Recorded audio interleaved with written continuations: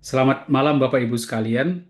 Kita sudah melihat minggu lalu tentang larangan menyembah berhala yang dikaitkan dengan patung, dan saya sudah tunjukkan bahwa larangan ini bukan pertama-tama soal membuat atau menyembah patung, tapi ada yang jauh lebih istimewa, yaitu apa yang disebut dengan menguasai diri, ya, dan keserakahan.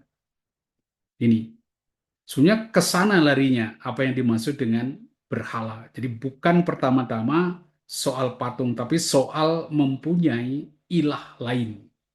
Gitu. Nah, seperti apa?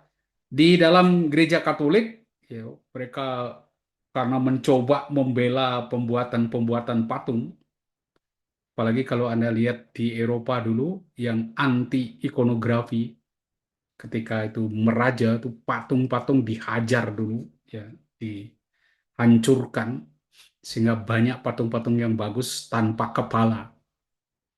Lalu gereja mencoba menyadarkan orang bahwa kita harus membedakan antara latria, menyembah hanya kepada Allah, dan veneration, ya, penghormatan. Itu boleh kepada patung, foto-foto, gambar, silakan memberi penghormatan, bendera. Ya, dia bedakan ini. Tapi kan orang seringkali sulit membedakan antara menyembah dan menghormati. Kadang-kadang beririsan keduanya itu. Karena itu gereja lalu membiarkan adanya rupa Allah yang bagi gereja tidak bertentangan dengan kata-kata Musa bahwa Allah menyatakan diri dalam firman. Sekali lagi, ini bukan alasan tidak boleh berhala, tetapi ini merupakan pembenaran mengapa orang tidak membuat gambar Allah, ilah-ilah lain itu. Nah, kalau kita dengar apa yang dikatakan di dalam kitab Ulangan bahwa Allah menyatakan dirinya dalam firman bukan dalam rupa, ini adalah khas dari gaya sastra deuteronomistik. Ya, ini sejarawan Deuteronomis yang memang menekankan firman Allah.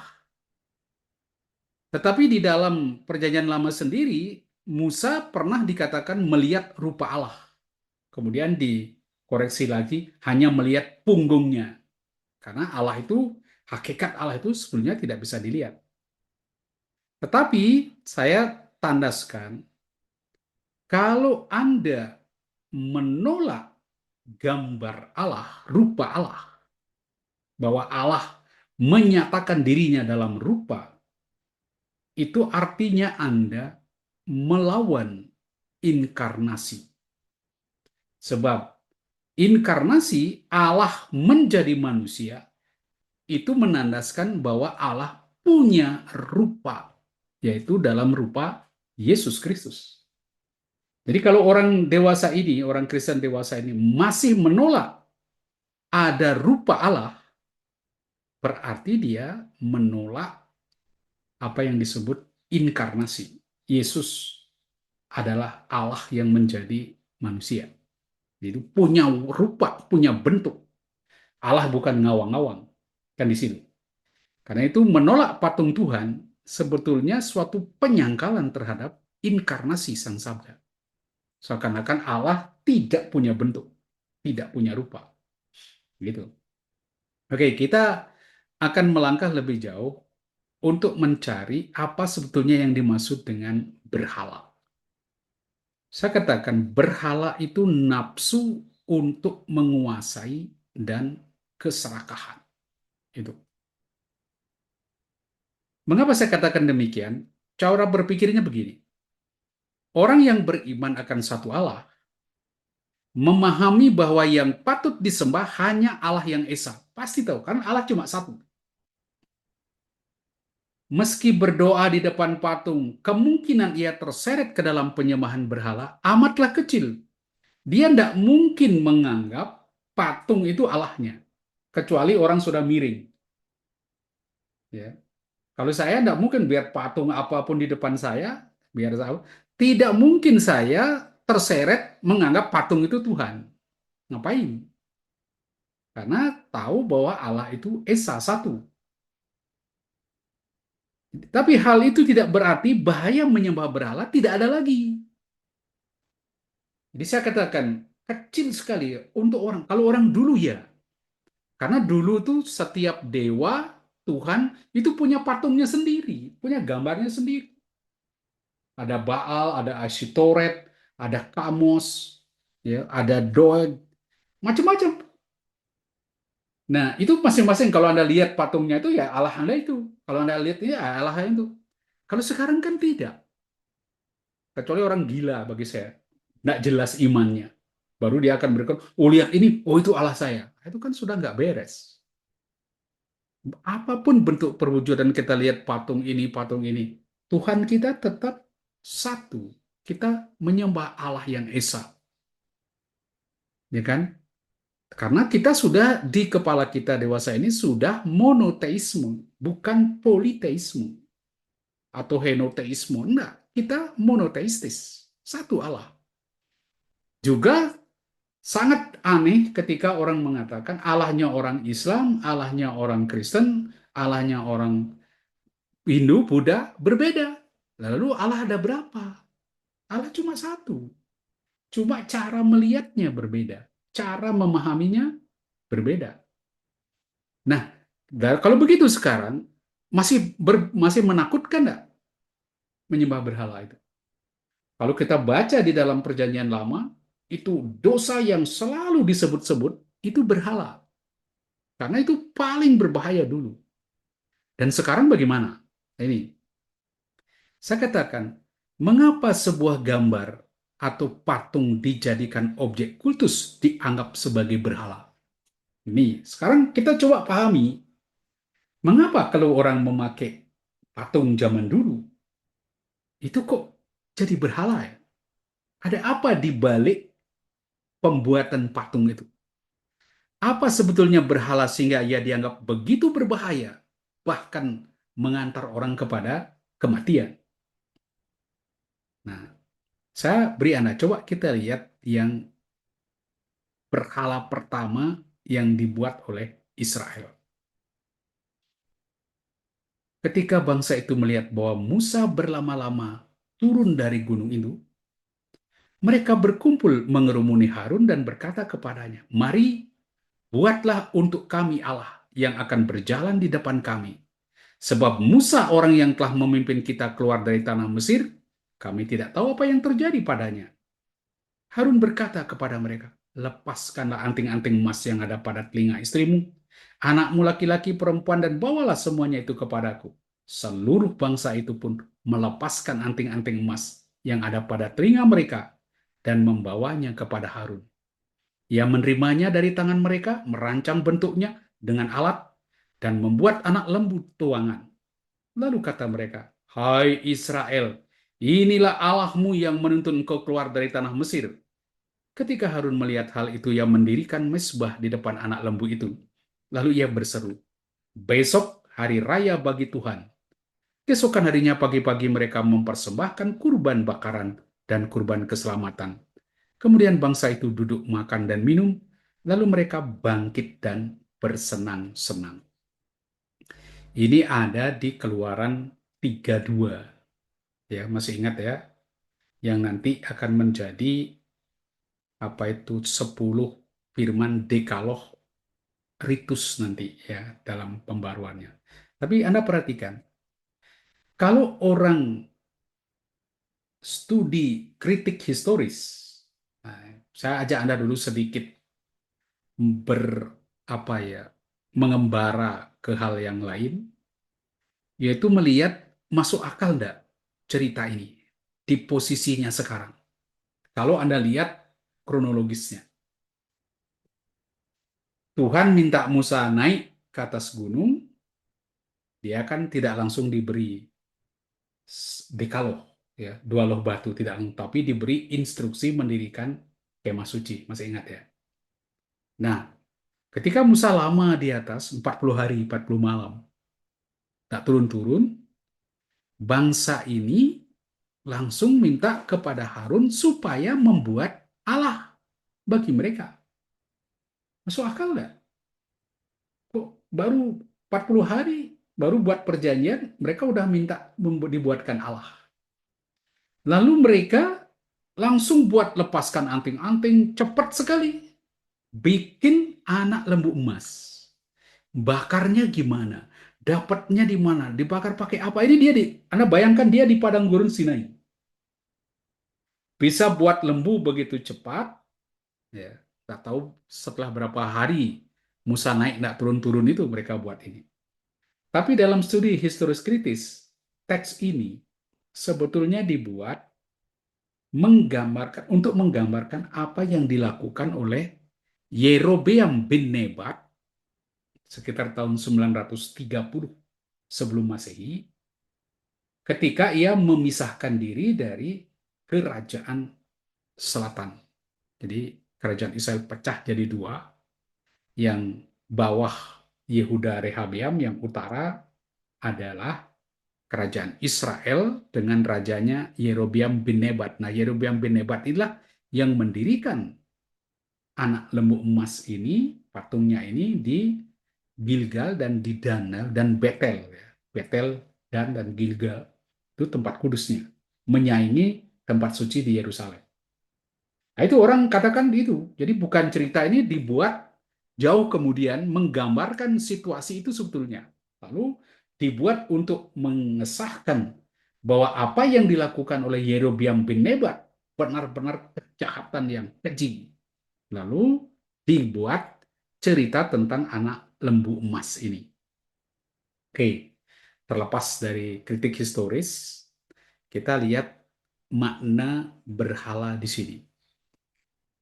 Pertama, mengapa Israel menyembah berhala? Ini. Mengapa mereka membuat patung anak lembu emas? Ada dua sebab. Pertama, karena Allah tidak kelihatan. Pertama. Kedua, Musa sebagai perantara mereka tidak hadir, tidak siap sedia menguatkan mereka. Nah, ini dua. Ya. Allah tidak kelihatan, perantaranya tidak ada. Karena itu orang Israel berkata kepada Harun, mari buatlah untuk kami Allah yang akan berjalan di depan kami. Sebab Musa, orang yang telah memimpin kami keluar dari tanah Mesir, tidak tahu apa yang terjadi. Jadi perantaranya tidak ada, Allahnya nggak kelihatan. Di sini. Allah itu misteri. Kita sudah lihat di Keluaran 19, ketika Allah di Gunung Sinai berupa awan, asap, dan api atau petir. Di situ mau digambarkan bahwa Allah itu misteri, dia tidak kelihatan. Dia di luar daya tangkap manusia. Manusia tidak bisa melihat Allah itu nggak bisa. Dia paling lihat tandanya, api, asap, cahaya. Ya. Karena dia misteri, dia tidak kelihatan. Nah, sesuatu yang tidak kelihatan tidak bisa dikontrol, tidak bisa dikuasai, dan tidak bisa dimanipulasi. Ya, nah. Karena tidak kelihatan. Ya, saya masih ingat ada satu teman, dia kenal dengan satu orang luar pulau. Ya, orang itu pandai sekali bicara, bla bla bla bla. Nah, dia terpengaruh dengan kemampuan berbicara orang ini, padahal dia tidak terlalu kenal. Akibatnya karena entah dibius atau apa, dia begitu terpesona, diajak buat bisnis bersama dengan gagasan besar-besar sekali. Dan dia mau. Padahal dia tidak tahu persis orang itu. Akhirnya dia buat kesepakatan, beri uang, uang itu diambil, orang itu pergi, akan mengembangkan uang itu, dan ceritanya hilang. Tidak pernah kelihatan lagi. Nah itu, dia kehilangan, tertipu. Tidak bisa mengontrol, karena orangnya dia tidak kenal, tidak lihat. Gimana mau mengontrol, orangnya hilang. Begitu juga Israel yang membuat perjanjian dengan Tuhan merasa tidak aman, tidak nyaman membuat perjanjian dengan sosok yang tidak kelihatan. Bukan hanya sosoknya tidak kelihatan, pengantaranya Musa juga tidak kelihatan. Nah, bagaimana mau membuat perjanjian? Oleh karena itu, Israel lalu berkata kepada Harun, buatlah untuk kami Allah yang berjalan di depan kami. Jadi sama Allah yang membimbing kami keluar ini, bikinkan kami. Nah, mengapa mereka bikinkan? Karena Allah ini bisa dilihat, bisa dikontrol. Jadi sebetulnya apa yang ada di balik berhala, yaitu ketidakberanian memasrahkan diri pada Allah. Karena dia tidak kelihatan. Dia tidak bisa dikontrol. Bagaimana saya mau mempercayakan diri pada dia? Karena dia saya tidak lihat. Persoalannya kan di situ. Allah misteri, tidak kelihatan. Dan iman selalu menuntut orang percaya akan sesuatu yang tidak dilihat. Pasrah. Kalau pasrah bongkok orang bilang. Bagaimana? Dan inilah yang sulit sekali bagi Israel di tahap awal. Memasrahkan diri pada Tuhan yang tidak jelas, yang misteri, yang tidak kelihatan, tidak bisa dikontrol, tidak bisa dikendalikan. Jadi itu, Bapak Ibu sekalian, berhala pertama-tama adalah ungkapan ketidakberanian manusia memasrahkan diri kepada Allah yang dia rasa tidak bisa dikontrol, tidak bisa dikendalikan. Ya enggak? Ini. Sehingga dikatakan berhala itu memiliki ilah lain. Ya kalau saya nggak bisa mengontrol Allah ini ya saya bikin Allah yang bisa saya kontrol.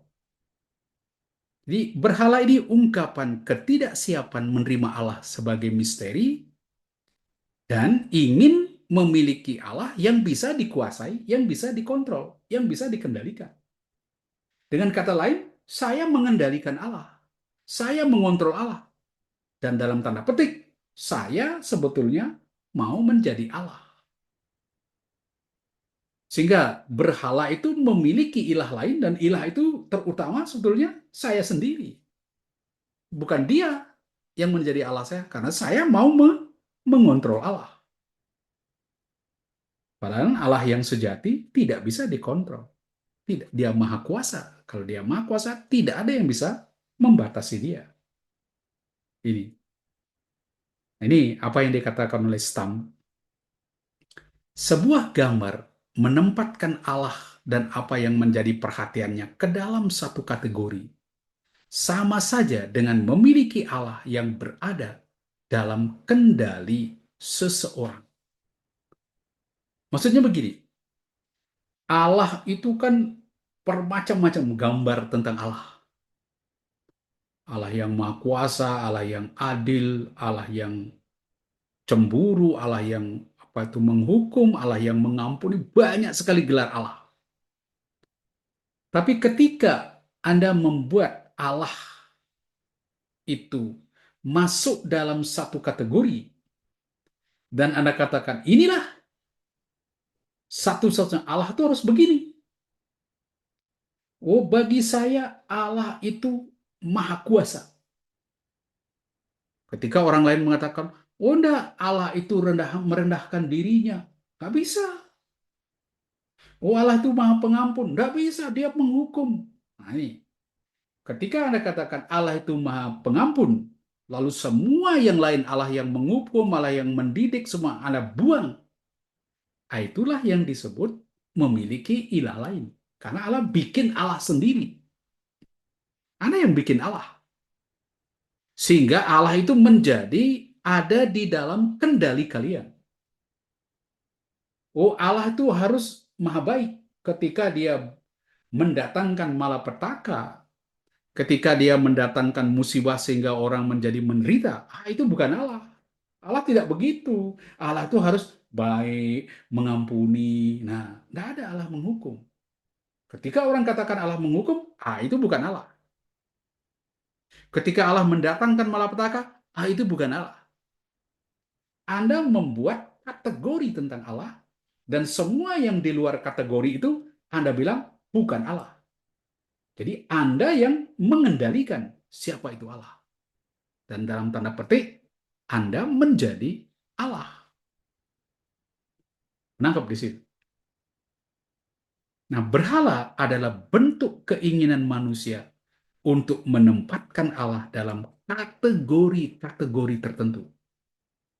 Dan kalau di luar kategori itu, dia bukan. Itu yang terjadi di dalam kehidupan kita. Agama-agama, kalau Anda perhatikan, memasukkan Allah itu dalam kategori-kategori. Oh, Kristen bilang Allah itu Tritunggal. Di luar itu, dia bukan Allah. Dia harus Tritunggal. Ini, oh, dia harus dalam bentuk Yesus Kristus. Ketika orang lain katakan ini Allah, dia bukan. Kita tanpa sadar sudah memasukkan Allah di dalam kotak-kotak kategori-kategori tertentu.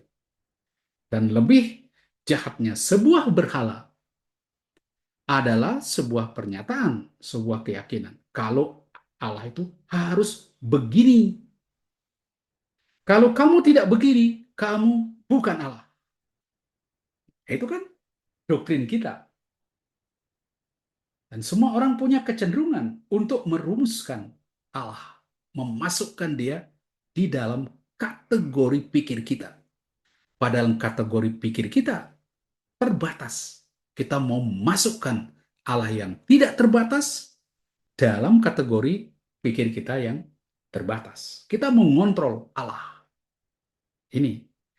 Jadi menolak kenyataan bahwa Allah itu misteri, bahwa dia berada di luar daya tangkap manusia, bahwa ia tidak dapat dikuasai, dimiliki, dan dikontrol.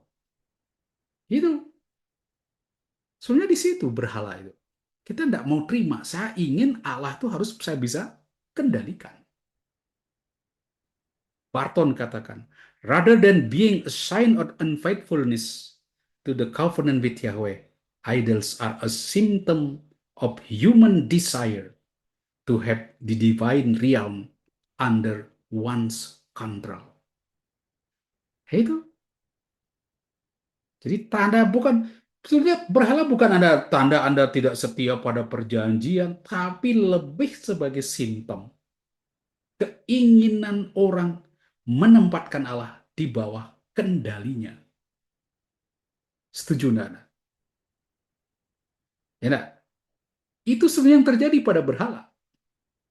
Mengapa punya ilah-ilah lain ya? Saya punya ilah karena saya bikin Allah sendiri. Saya ciptakan Allah yang bisa saya kendalikan. Di berhala bentuk orang tidak berani pasrah kepada Tuhan.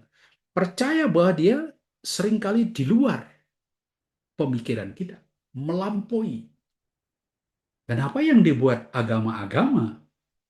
Dia merumuskan Tuhan, memasukkan Tuhan dalam keranjang-keranjang kotak pikiran mereka. Dan ketika Tuhan di luar keranjang itu, dia bilang, itu bukan Tuhan. Ini hebatnya manusia. Sebetulnya siapa yang Tuhan di situ? Tanpa kita sadar, kita menjadi Tuhan. Karena kita ngatur dia. Kita lebih berkuasa daripada dia. Karena kita mengontrol dia. Nah, itulah punya ilah lain. Ilah yang kita ciptakan sendiri. Jadi ini berhala adalah ambisi menguasai. Orang menyembah berhala karena ingin menguasai Allah. Ingin memiliki Allah. Ingin Allah menjadi seperti apa yang ia inginkan dan pikirkan. Itu. Kita mau kalah, kamu harus begini. Kalau kamu tidak begini, kamu bukan Allah. Saya tidak mau. Kaufman katakan, penyembahan berhala bukan semata-mata kesombongan dan pemberontakan terhadap Allah, melainkan terkait erat dengan ambisi manusia untuk menguasai sesamanya. Nah, setelah menguasai Allah, menguasai sesama. Bisa mengontrol semua. Karena itu berkaitan dengan larangan menyebut nama Tuhan nanti. Karena itu, kalau lihat dosa setelah ini adalah jangan menyebut namaku, memanipulasi sesembarangan. Karena menyebut nama itu kan bentuk menguasai orang.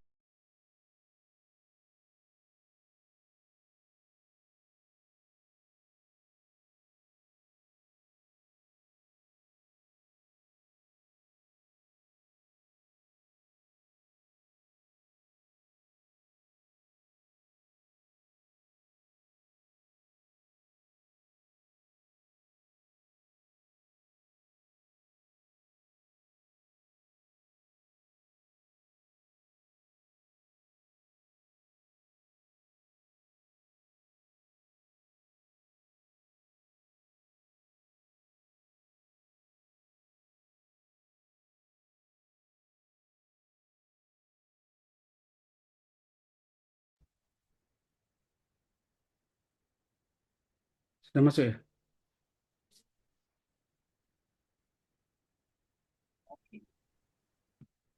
Tes 1, 2, 3. Jadi kita lihat di teks kita, maaf terlempar tadi.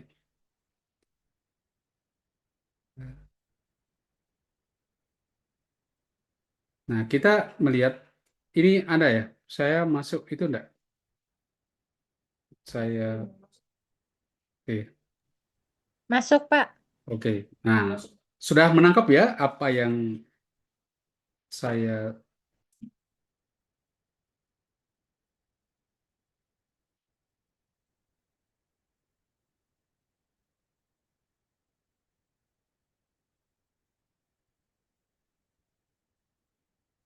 sudah recording. Ya, Anda sudah melihat tadi ya, apa yang kita pahami tentang berhala ya, ingin menguasai, ingin mengontrol Allah. Sekarang apa kaitannya dengan patung?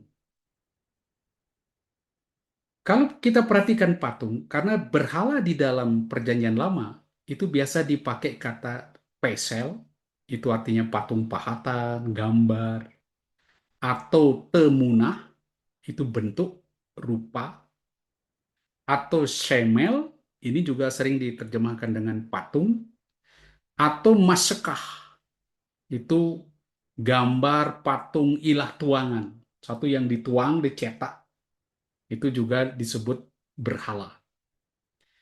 Semua mengacu ke patung ilahi atau bentuk pahatan yang terbuat dari kayu, batu, logam, dan sebagainya. Jadi istilahnya barang atau benda yang dipahat, entah berupa patung ataupun apa bentuk lainnya, relief-relief dan sebagainya.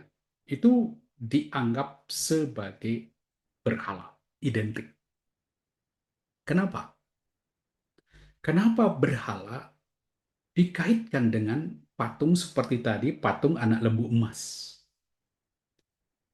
Karena patung dipandang sebagai realitas yang digambarkan oleh patung itu.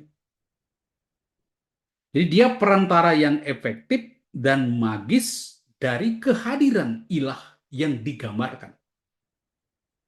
Jadi ketika dia digambarkan sebagai Baal, lembu, nah dia menggambarkan Allah yang kuat. Maka Isa katakan, buatlah bagi kami Allah yang membawa kami keluar dari Mesir. Digambarkan seperti Baal, anak lembu emas. Karena Allah kuat. Jadi dia menggambarkan di situ. Ya, kita lihat. Nah, kaitan patung dengan berhala, sehingga berhala disebut patung, karena perhatikan ciri-cirinya. Kenapa dia pakai patung? Patung itu statis, tidak bergerak, kecuali Anda gerakkan. Dia dimensi, 3 dimensi, sehingga bisa dimanipulasi. Anda bisa memanipulasinya. Kemudian, patung itu cuma gambaran. Dan selalu mengacu ke masa lampau. Patung itu mengacu apa yang digambarkan adalah sesuatu yang sudah lalu, seperti foto. Oh, ini foto saya. Oh, ini foto saya 10 tahun lagi. Ya kan enggak. Ini foto saya 10 tahun lalu, 5 tahun lalu, atau beberapa menit yang lalu. Sesuatu yang lalu. Anda tidak bisa katakan, ini foto saya 3 bulan nanti. Kan enggak. Ya. Jadi, apa yang terjadi pada patung? Pertama, karena dia statis, tidak bergerak, maka dia bisa diputar. Anda mau apakan dia? Mau Anda balik, mau Anda jungkirkan, mau Anda putar. Jadi ini kan keinginan manusia. Bisa apa? Mengendalikan. Inilah Allahmu. Allahku saya seperti anak lembu ya. Saya bisa banting, saya bisa balik dia. Saya bisa kontrol. Saya bisa kendalikan. Tetapi jeleknya patung ini apa? Dia tidak pernah bisa menggambarkan Allah yang dulu, sekarang, dan nanti tetap sama. Karena dia ke masa lampau. Jadi dia tidak bisa menggambarkan Allah yang sebenarnya. Allah itu hidup dan dinamis. Karena itu dalam usaha manusia menggambarkan Allah dengan sebuah patung, karena itu dia justru mempersempit. Dia mengurangi Allah dengan segala gelar-gelarnya. Kalau misalnya Anda menggambarkan Allah seperti Baal, padahal Allah kan tidak seperti Baal saja. Tidak akan bisa sebuah patung menggambarkan Allah yang adalah Alfa dan Omega. Ini. Nah, apa yang terjadi? Jadi, dengan kata lain, larangan menyembah berhala bukan sekedar larangan membuat dan menyembah patung. Bukan itu.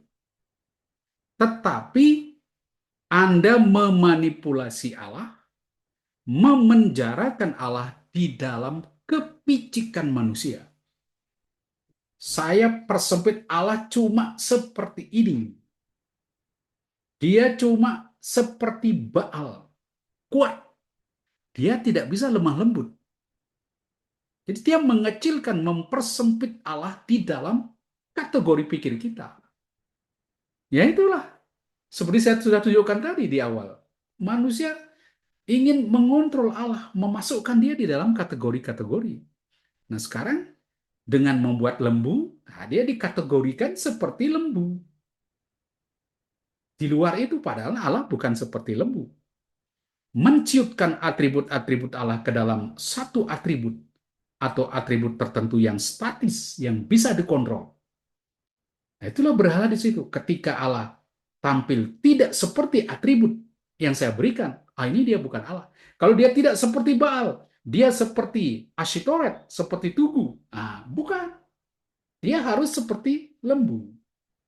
Dan lembu saya bisa bontang, saya bisa bolak-balik. Saya bisa atur. Gini. Nah, dengan kata lain, ini yang saya katakan, Allah tidak bisa direduksi menjadi satu objek yang bisa dimanipulasi. Tidak bisa dipenjara di dalam ruang dan dijadikan objek sebuah patung. Sebab dia adalah pribadi, penuntun, dan teman perjalanan, dan yang bersiarah bersama umatnya. Tidak bisa kita kontrol, kita kendalikan Allah. Tidak bisa. Nah, ini. Jadi berhala itu buatan tangan manusia. Kalau kita lihat rumusan-rumusan di dalam perjanjian lama, itu misalnya di Yeremia, ulangan, dia itu hanyalah buatan tangan manusia. Mempunyai mata tetapi tidak melihat. Ya, mempunyai telinga tapi tidak bisa mendengar. Kan itu. Jadi karena dia buah pikiran manusia, karena dia buatan tangan manusia, berarti dia adalah hasil buah pikiran kita. Dan buah pikiran kita tidak pernah sempurna, melainkan sangat terbatas. Kita aja terbatas buah pikiran kita, apalagi hasilnya. Dia menjadi sangat terbatas. Patung itu kan hasil buah pikiran manusia. Sebuah gambar, patung atau ikon, tidak pernah mampu menggambarkan realitas Allah yang sebenarnya secara penuh. Paling-paling, ia hanya menggambarkan satu atau beberapa aspek. Misalnya anak lembu, Egel. Dia menggambarkan Allah yang kuat, Allah yang teguh. Nah, itu yang menggambarkan itu. Tapi Allah kan bukan hanya itu. Allah, dia kuat sekali, tetapi dia juga lemah lembut. Dia tidak seperti lembu kuat menghancurkan. Dia kuat menghidupkan, tidak merusak. Nah, seperti itu. Ya. Jadi semua penggambaran tidak akan pernah bisa menggambarkan Allah yang sebenarnya. Ya, misalnya anak lembu saya katakan Egel, itu banyak menjadi simbol banyak dewa ya, dewa Apis di Mesir, dewa Sin di Mesopotamia, Baal Hadad di Kanaan. Itu semua digambarkan seperti lembu, tapi kan Allah tidak seperti itu. Allah berbeda dengan anak lembu. Kalau anak lembu itu kuat, iya, kuat ngerusak. Tapi Allah bukan kuat ngerusak. Ini Allah tidak hanya kuat, kuatnya Allah beda dengan kuatnya lembu. Dapat positif sebagai daya hidup, bisa juga negatif, membinasakan. Ini. Selain itu ada banyak gambaran dan sebutan untuk Tuhan. Kuat, maha kuasa, adil, murah hati, dan sebagainya. Dia Raja Wali, dia Gembala, dia Batu Karang, dia Guru. Banyak sekali gelar-gelar untuk Allah.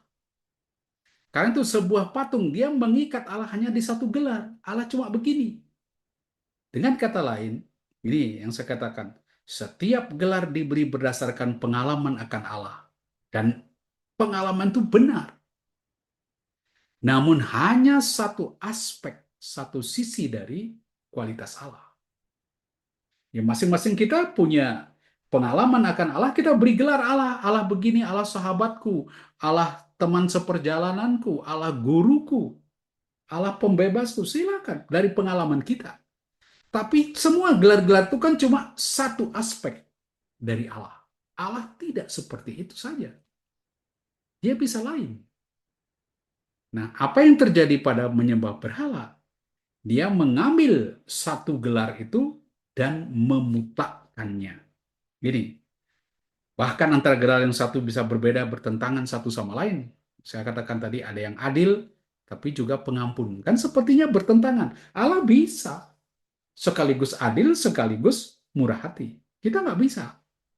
Gini, jadi antara gelar itu bisa berbeda. Misalnya penuh belas kasih penghukum. Gelar yang satu mengoreksi dan melengkapi gelar yang lain, sehingga orang mendapat pemahaman yang benar akan Allah.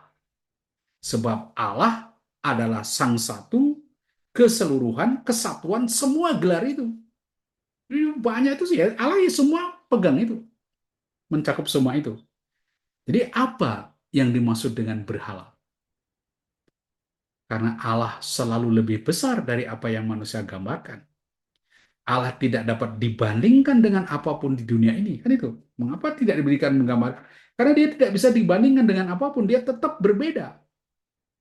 Lalu, apakah salah menggambarkan Allah seperti itu? Kita menggambarkan hanya satu aspeknya. Oh, seperti Baal. Oh, seperti burung. Seperti Raja Wali. Salah enggak? Tidak salah. Salah nggak saya menggambarkan Allah seperti dewa Bapak yang begitu berwibawa? Salah nggak? Tidak salah. Tapi ingat, itu cuma satu aspek dari Allah. Allah tidak hanya seperti itu. Jadi berhala itu kesalahannya di mana? Ketika Israel membuat Baal, dia katakan, inilah Allahmu yang membawa engkau keluar dari tanah Mesir. Lalu mereka melakukan upacara penyembahan. Allah tidak seperti Baal. Mungkin satu bagian bahwa dia kuat seperti Baal. Tapi Allah bukan hanya itu.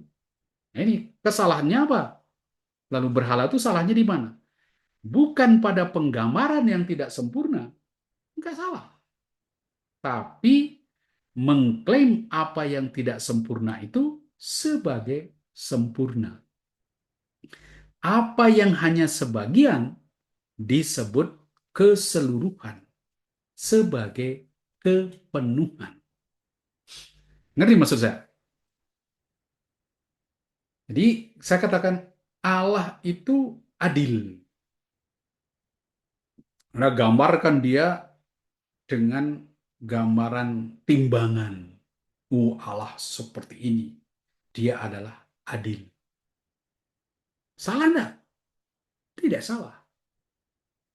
Lalu, mengapa dia menjadi berhala? Ketika Anda memutlakkan apa yang relatif. Bahwa dia adil, itu hanya satu sisi. Itu relatif. Karena dia bisa juga pengampun, penyayang, berbelas kasih. Jadi kalau Anda katakan, ya Allah tuh adil. Kalau dia tidak adil, dia bukan Allah. Nah itu memutlakkan apa yang relatif. Sini sebetulnya itu yang disebut berhala. Karena kita mau kontrol dia, kamu harus begini, kamu keluar gini nggak bisa. Kamu harus adil. Kalau nggak adil, kamu bukan Allah. Sini. Ini mengklaim. Jadi itu kesalahannya. Bukan pada penggambaran, tapi mengklaim yang tidak sempurna sebagai sempurna. Apa yang hanya sebagian, sebagai keseluruhan. Misalnya patung anak lembu emas. Dosa Israel bukan membuat patung anak lembu emas. Enggak salah. Tapi dia mulai salah ketika dia berkata, hai Israel, inilah Allahmu yang menuntun kamu keluar dari tanah Mesir. Allah tidak seperti itu. Itu hanya sebagian dari gambar Allah. Kau bilang itulah, kau memutlakkan apa yang hanya sebagian. Ya. Itu yang saya katakan, berhala itu mengabsolutkan yang relatif. Menganggap Allah hanya memiliki satu gelar atau gelar tertentu dan memutlakkan gelar itu. Bila orang memutlakkan apa yang digambarkan oleh sebuah patung, ia tidak lagi menggambarkan satu aspek Allah, melainkan menggambarkan ilah-ilah lain, yakni ilah yang punya aspek tertentu saja. Ini dia bikin ilah baru. Seperti sering kita dengar, ada ilah pohon, ilah air, ilah angin, dan sebagainya. Ada satu sisi aja. Ilah pohon ya cuma di pohon. Ilah air cuma di air. Nah itu tidak bisa. Allah mencakup semuanya. Dia melebihi dari itu semua. Ia tidak bisa dibandingkan dengan itu. Itulah sebabnya ia tidak mengatakan dirinya dalam rupa apapun. Jadi tidak bisa digambarkan dengan rupa, karena rupa itu tidak bisa mewakili Allah. Karena dia melampaui semua itu. Ya. Lihat apa yang dikatakan Paul Bushong. Paul Bushong dikatakan, untuk menyembah berhala, orang tidak perlu menampilkan Allah sebagai anak lembu atau sebagai burung raja wali. Namun cukup bahwa orang memperkenalkan Allah sebagai yang kuat tanpa kelemah lembutan, penuh kasih tanpa menghukum, sabar tanpa menuntut, memberi kebebasan tanpa kebijaksanaan. Itu aja. Tidak perlu Anda bikin patung gini-gini. Enggak. Cukup Anda mengatakan Allah itu cuma menghukum. Dia tidak berbelas kasih. Dia tidak pengampun. Nah, itu Anda sudah berhala. Memutlakkan hanya satu kategori dari Allah. Seakan-akan Allah harus begitu. Kalau tidak begitu, kamu bukan Allah. Demikian bila orang membuat gambar Allah, kemudian memutlakkan gambar itu dengan menyangkal semua gelar Allah yang lain, dia melakukan penyembahan berhala. Dia kontrol Allah, dia tentukan siapa Allah. Nah ini. Jadi berhala adalah ungkapan nafsu untuk menguasai. Mengapa saya katakan demikian? Nih, kalau Anda perhatikan di dalam perjanjian lama, hubungan Allah dan Israel sering digambarkan sebagai hubungan seperti suami istri. Berhala sering digambarkan sebagai pelacuran. Kamu melacurkan diri seperti Gomer. Dia menyembah berhala, itu seperti seorang pelacur.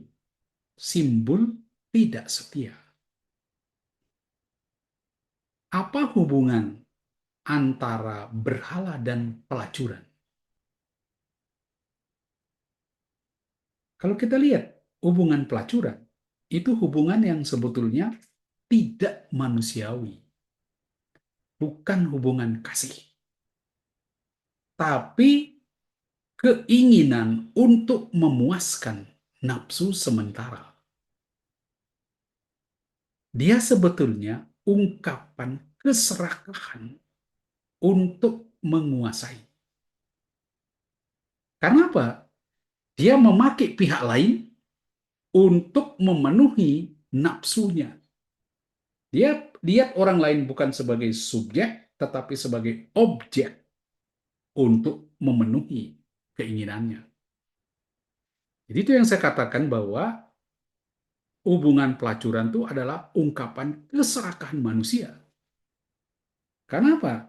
Dia ingin menguasai. Dia memakai pihak lain sebagai objek pemuas nafsu. Si laki memakai perempuan sebagai objek pemuas nafsu seksnya, si perempuan mengambil laki-laki sebagai objek memuaskan kebutuhannya akan uang. Tidak ada relasi kasih, tapi yang ada adalah relasi menguasai yang lain. Gitu. Di pasangan dipakai sebagai alat untuk memenuhi kepentingan dirinya, untuk keuntungan dirinya, entah kenikmatan sesaat ataukah untuk keperluan uang. Jadi itu, ini bukan hubungan kasih, ada hubungan mau saling menguasai. Itu. Menangkap sekarang makna dari berhala itu. Tidak usah khawatir dengan patung, tapi patung bisa sangat berbahaya. Karena bisa menjadi ungkapan Anda ingin mengontrol Allah, ingin menguasai Allah. Kalau dibaca di cerita di Baal Peor, di bilangan 25, saya tidak tahu apakah Anda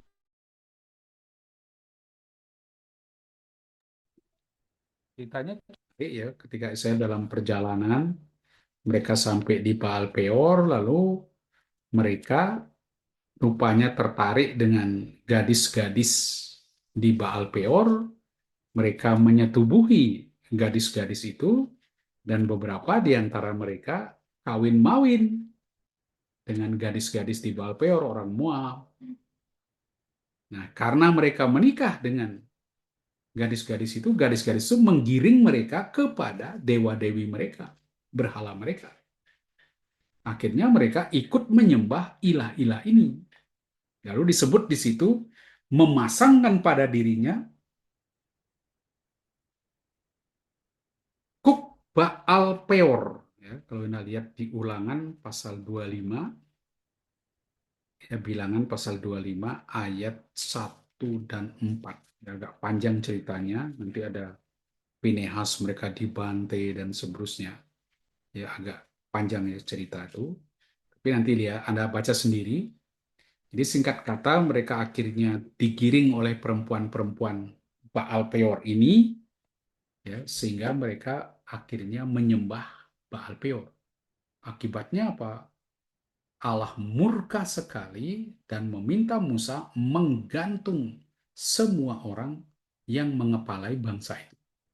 Jadi semua yang terlibat kemudian di dalam berhala itu nanti dibantai. Demikian berhala berujung pada kematian. Ya, pernah lihat di sini. Nah, ini ketika Israel berpaut pada Baal Peor, bangkitlah murka Tuhan terhadap Israel. Jadi dia dikatakan berpaut berpasangan. Tetap tidak begitu tajam mengangkat mana kata dari kata zamat, itu memasang kuk. Jadi ketika Israel berpasangan, jadi dia memakai kuk ya, karena kita tahu kuk itu kan dua kan, satu. Nah, ketika dia di sini di TB1 diterjemahkan berpasangan, karena kan kiri kanan di kuk itu ada dua. Nah, Israel berpasangan di situ dengan Baal Peor, berpaut di situ. Nah, ini simbol dominasi dan biasa dipasang pada leher binatang atau tentara yang kalah perang. Itu kan sebetulnya tanda bagaimana orang dikuasai. Orang yang memasangkan kuk adalah orang yang memiliki kuasa atas orang yang dipasangi kuk. Dengan berbuat sundal, Israel menjerumuskan diri mereka ke dalam perbudakan Baal, yang dalam bahasa Ibrani Baal itu berarti pemilik atau tuan. penguasa. Itu yang terjadi. Dengan berbuat sundal, dengan apa itu pelacuran itu, Israel sebetulnya mencoba memenuhi nafsunya yang tidak terbatas, tapi akhirnya terjerumus diperbudak oleh Baal. Jadi itu yang kita lihat akibat dari berhala. Kemudian saya katakan berhala itu sama dengan dikuasai oleh keinginan. Nanti kita lihat betapa dalamnya makna kata berhala. Berhala biasanya juga disebut sebagai kesia-siaan, kehampaan. Ya. Lihat misalnya di Mazmur 135:15, dia mempunyai telinga tetapi tidak dapat mendengar, mempunyai mata tetapi tidak dapat melihat. Itu berhala itu kesia-siaan, ya, kesia-siaan belaka. Karena berupa apa? Suatu kekosongan. Berhala perlu diisi oleh sesuatu karena dia kesia-siaan, ya, kekosongan, kehampaan. Karena kosong, ya harus diisi. Sesuatu itu tiada lain dari hasrat atau nafsu yang tidak terbatas.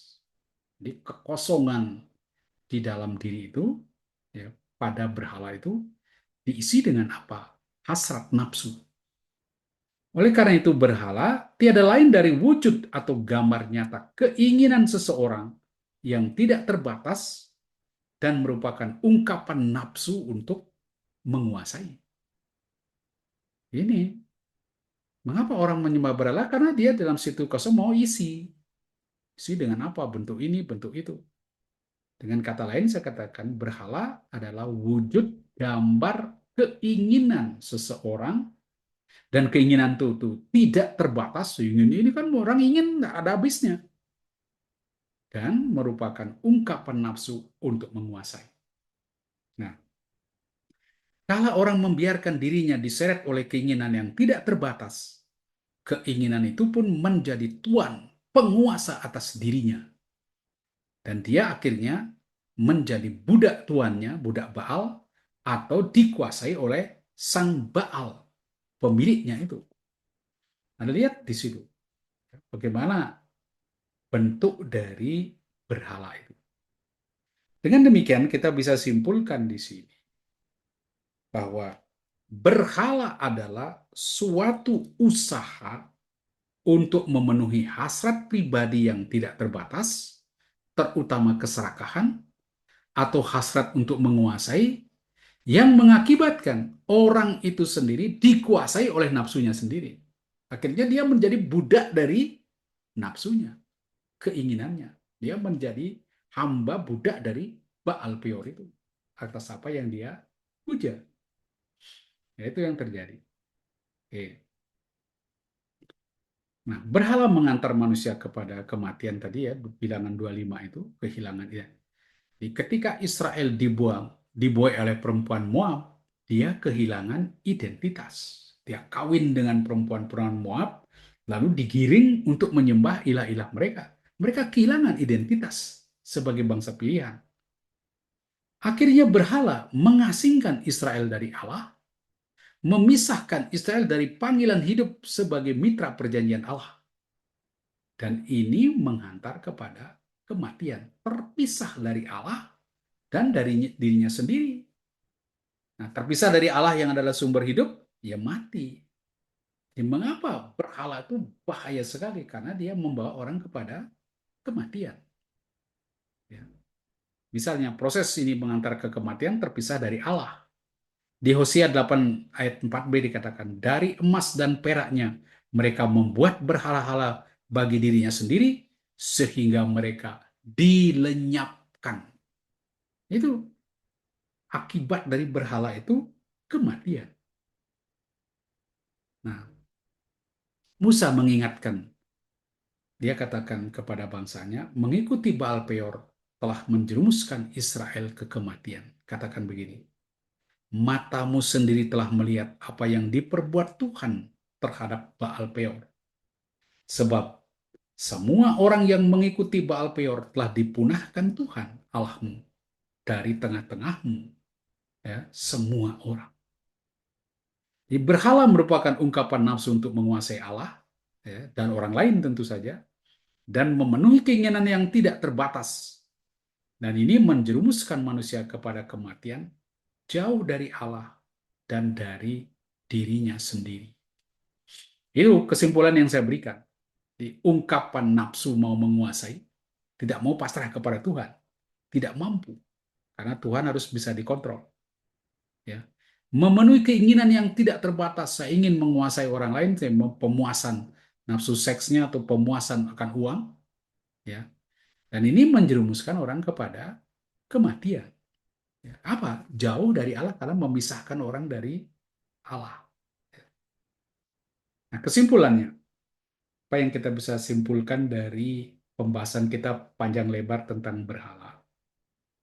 Pertama, larangan menyembah berhala menggarisbawahi jangan mencoba menjadi tuan atas Tuhan, memiliki dan menguasai dia, mengontrol dia. Itu pertama, sebuah berhala.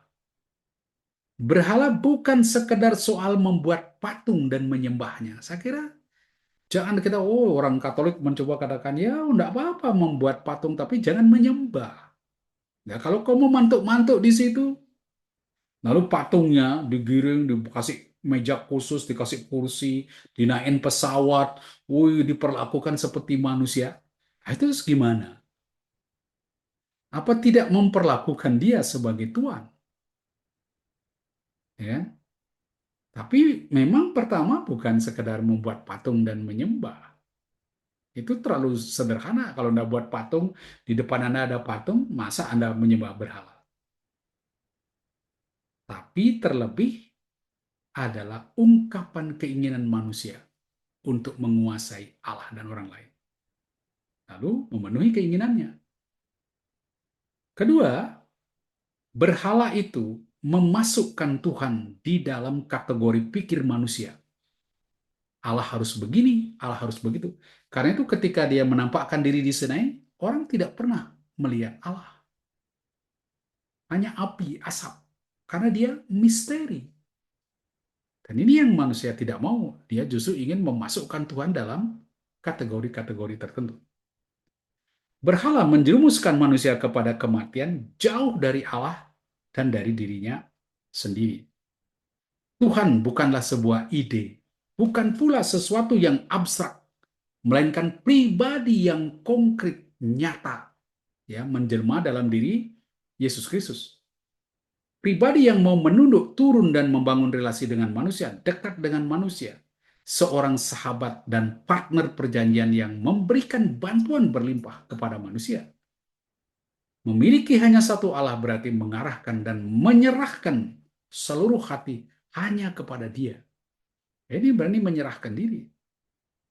Bukan seperti saya yang takut apa itu percaya pada Tuhan dan memasrahkan diri pada Dia. Itu. Oke, itu sebelum saya masuk ke perjanjian baru, ada pertanyaan dulu. Ya, ada pertanyaan dulu. Saya beri kesempatan kepada Anda sebelum kita masuk. Paham apa yang disebut dengan berhala? Silakan siapa mau memberi komentar. Jadi berhala itu apa? Menurut saya jadi berhala itu ini. Nah, coba. Saya ada pertanyaan Pak Ya, Paskalis. silakan. Eh, kita mempunyai pandangan-pandangan tertentu tentang Allah. Ya, Secara tadi Paskalis mengatakan kita sudah mengotak-ngotakkan sendiri ya. Allah itu dalam pikiran kita. Nah, dalam doa-doa permohonan, apakah kita ini juga karena mempunyai pandangan tertentu terhadap Allah, itu secara tidak langsung ya ada berhalanya sedikit nggak itu? Bahkan setiap wajib mempunyai pengalaman akan Allah dan memberikan rumusan-rumusan tentang Allah, siapa Allah bagi dirinya. Ya, kan itu menunjukkan dia punya relasi intim dengan Allah. Dia harus punya. Berhala itu memutlakkan apa yang relatif. Nanti maksudnya, ketika ibu katakan, oh bagi saya Allah itu adalah guruku. Kalau Yakub kan bilang gembalaku. Oke, nggak masalah. Dia menjadi masalah ketika ibu katakan Allah itu cuma begitu. Kalau dia bukan guru, dia bukan Allah. Sehingga nanti dia akan mengadili, ibu akan mengadili orang lain. Nah, itu yang membuat orang berkelahi satu sama lain, mengklaim Allahnya yang paling benar. Itu sebetulnya penyembahan berhala terselubung. Ketika ibu katakan Allah itu guru, lalu saya katakan Allah itu gembala, kita berkelahi. Kamu tidak bisa, itu bukan Allah. Ini baru Allah. Nah, itu sebetulnya memutlakkan. Jadi berhala itu memutlakkan apa yang relatif. Guru itu kan cuma relatif satu sisi dari Allah. Allah tidak harus seperti itu. Nah, ketika ibu memutlakkan itu, itulah berhala. Dia wajib harus punya, dia harus beri gelar kepada Allah karena relasi kita seperti itu. Tapi jangan katakan dia cuma begitu. Itu kan saya katakan tadi. Oh, Gampang oh, sekali orang berhala. jadi pandangan kita kan otak manusia ini kan ya Terbatas. kecil lah Ya, dibandingin dengan Allah. Jadi apa yang kita pahamin tentang Allah itu jauh melebihi apa yang ya, kita pikirkan ya. gitu. Jadi kalau kita mempunyai pikiran-pikiran tertentu, memangnya itu eh, bukan berhala jadinya, masih Bukan. masih masih itu. Dia menjadi berhala ketika ibu katakan Allah cuma begitu. Ah, Tadi ya. kan saya katakan dia adil Ah, tapi tidak menghukum. Nah, padahal dia menghukum juga kan. Dia adil tapi juga menghukum. Allah tidak bisa masuk di satu kar. Maka di Gunung Sinai Allah berupa asap dan api. Misteri. Kita tidak bisa mengenal dia. Nah itu.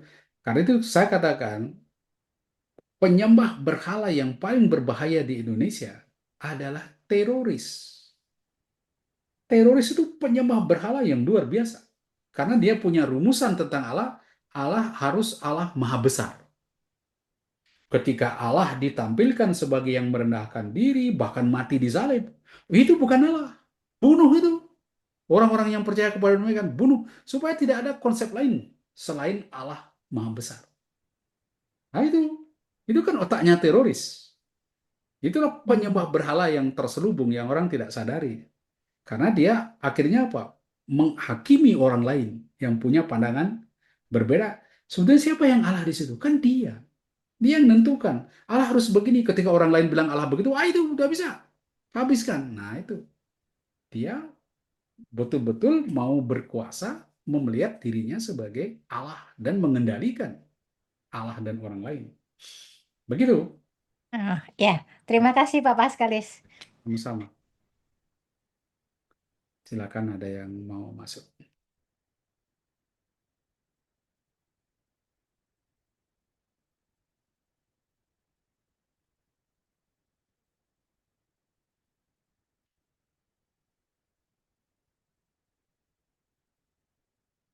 Oke, kalau tidak ada, saya lanjutkan dulu ya, bagian yang berikutnya.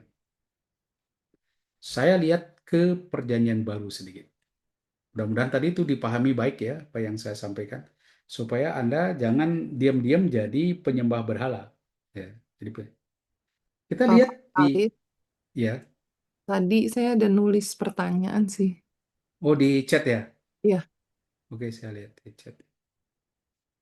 Untuk apa orang Israel saat ini menyembah berhala kepada saat lalu itu untuk apa orang Israel saat itu menyembah berhala padahal ilah-ilah tersebut tidak pernah menjawab permintaan mereka juga.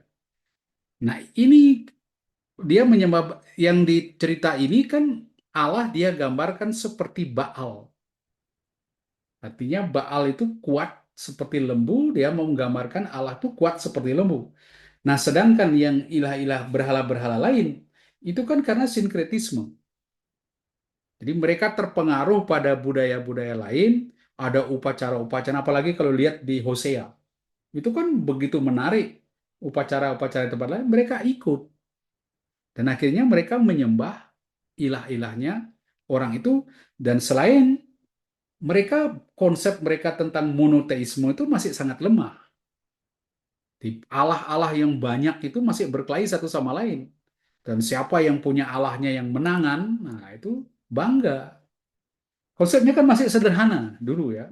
Jadi mereka gampang sekali ketika melihat patung lain, langsung itu Allah lain. Karena belum ada konsep monoteistis. Itu. Bagaimana menjawab pertanyaan itu? Gak apa-apa deh Pak, nanti sambil berjalan mungkin. Ya, jadi dia lebih di situ ya. Jadi mengapa dia menyembah berhala gitu. Oke, kita lihat yang perjanjian baru. Ketika di perjanjian baru ada orang datang kepada Yesus, dia tanya, ini orang kaya, guru yang baik, apa yang harus kuperbuat untuk memperoleh hidup yang kekal? Yesus katakan, engkau tentu mengetahui segala perintah Allah. Jangan membunuh, jangan berzinah, jangan mencuri, jangan mengucapkan saya, jangan mengurangi hak. Yesus tidak sebut menarik, dia mengacu ke 10 firman, Dekaloh. Tapi perintah pertama tidak dia sebut. Bahkan bagian pertama. Ini. Dia kutip, tetapi justru langsung ke jangan membunuh, jangan berzinah. Ada apa? Kita lihat nanti. Ada apa dengan Yesus? Tapi kita lihat dulu bagaimana sombongnya orang kaya itu. Dia kata, guru, semua itu telah kuturuti sejak masa mudaku. Wah, hebat sekali. Jarang orang berani ngomong itu. Semua sudah saya lakukan. Mestinya langsung gol masuk ke keabadian. Tapi Yesus katakan apa? Yang memandang orang itu dan menaruh kasihan. Malah kasihan Yesus kepada dia. Dia katakan, hanya satu lagi kekuranganmu. Pergilah, jualah apa yang kau miliki, dan berikanlah itu kepada orang-orang miskin, maka engkau akan memiliki harta di surga. Kemudian datanglah kemari, dan ikutlah. Dan lalu kita tahu ceritanya, dia kecewa lalu pergi. Tapi saya mau katakan di sini, Yesus tidak menyebut perintah pertama, jangan menyembah berhala. Tetapi itu nanti cara membaca Dekaloh. Perintah pertama inilah yang mendasari semua perintah-perintah lain. Seperti ketika Anda mempelajari sila, Pancasila. Sila pertama itu meresapi semua sila-sila yang lain. Jadi inti pokok dari Dekaloh itu sebetulnya perintah pertama. Karena perintah pertama itu nanti meresapi semua perintah-perintah lain.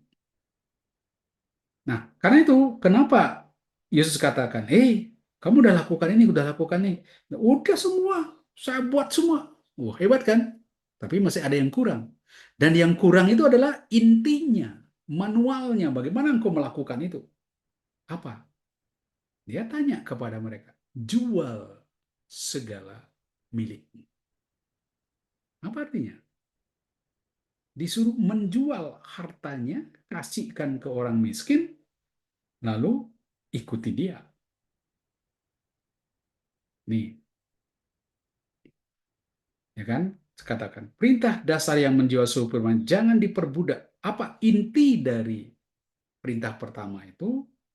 Jangan diperbudak atau memperbudak.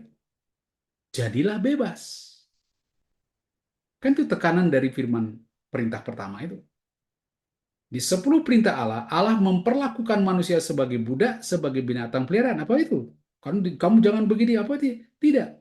10 firman ini adalah strategi manual cara memakai anugerah Tuhan. Ini manualnya yang diberikan dari anugerah di firman pertama. Tuhan telah memberi kalian kebebasan. Sekarang manualnya jangan serakah. Jadilah bebas. Nah, ini manualnya. Gimana Anda mengembangkan apa yang Tuhan berikan? Saya berulang-ulang menjelaskan di Kejadian 2:18. Semua buah dalam taman ini boleh kau makan, tapi buah dari pohon pengetahuan tentang yang baik dan jahat jangan. Itu strateginya, manualnya memakai anugerah Tuhan. Inilah yang terjadi di 10 firman. Perintah pertama itu manualnya. Bagaimana caranya menghayati firman ini? Nah, ini saya beri contoh ya, ada seorang bapak yang menghadiahkan sebuah kapal yah kepada anaknya yang berusia 21 tahun. Lalu dia beri manual, kamu harus gini kan, kamu harus, wah bapak ini kolot sekali, ngapain, tenang aja pak, nggak usah. Jadi dia sok jago.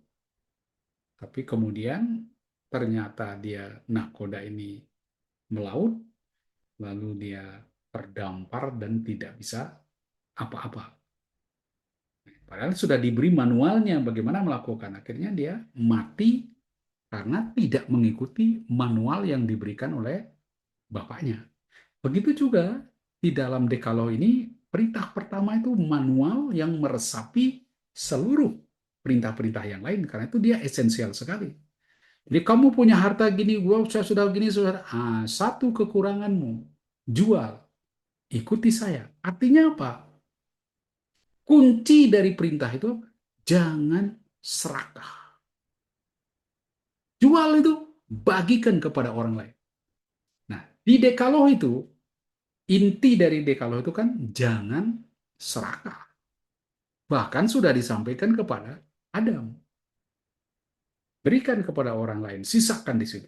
Ini. Jadi apa kekaitan kekayaan, perbudakan, dan keserakahan? Apakah orang kaya sulit masuk surga seperti dikisahkan tadi? Yesus mengecam, yang dikecam bukan kekayaan, tetapi kelekatan yang berlebihan pada kekayaan. Seperti orang yang kaya tadi, karena hartanya banyak, dia keberatan. Dan di sini mau ditekan bahwa hidup tergantung sepenuhnya pada uang. Itu salah.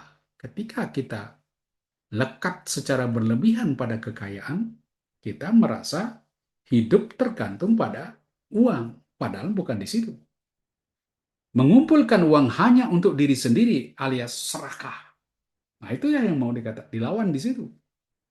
Jadi ketika Anda serakah, Anda menggali lubang neraka bagi dirimu.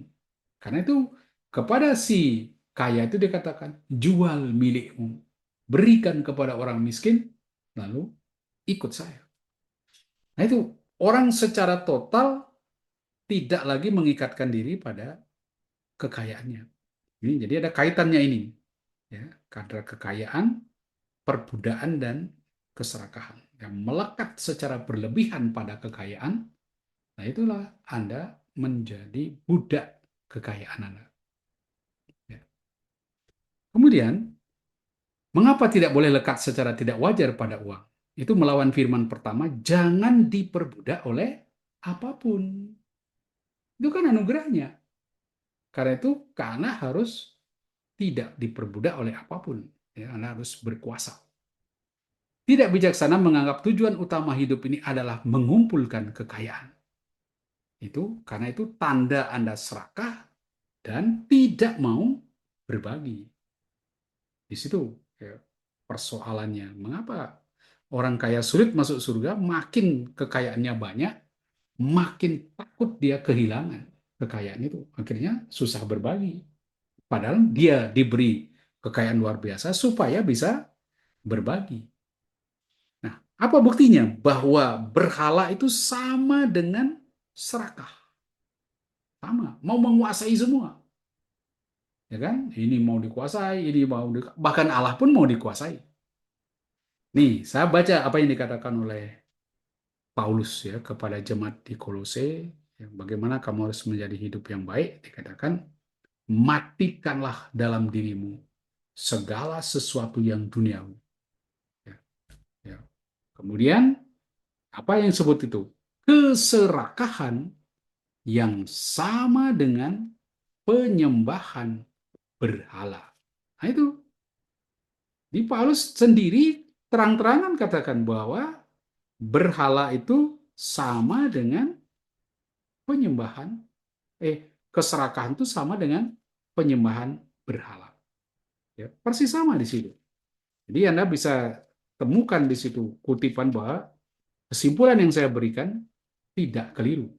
Ya, saya baca ya Kolose 3 ayat 5 supaya Anda bisa menghayati lebih panjang.